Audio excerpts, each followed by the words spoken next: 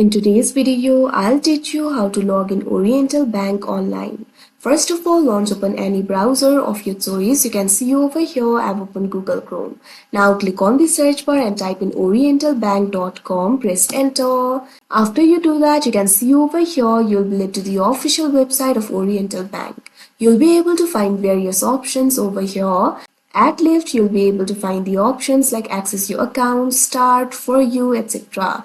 Simply hover over this option, access your accounts. Now you'll be able to find various account options over here. So if you want to log into online banking, click on this option, personal banking, that you can see on the screen. After you do that, you'll be led to the login interface of Oriental Online Banking. Right over here, what you have to do is enter your user ID. Click on the field of user ID and enter it over here.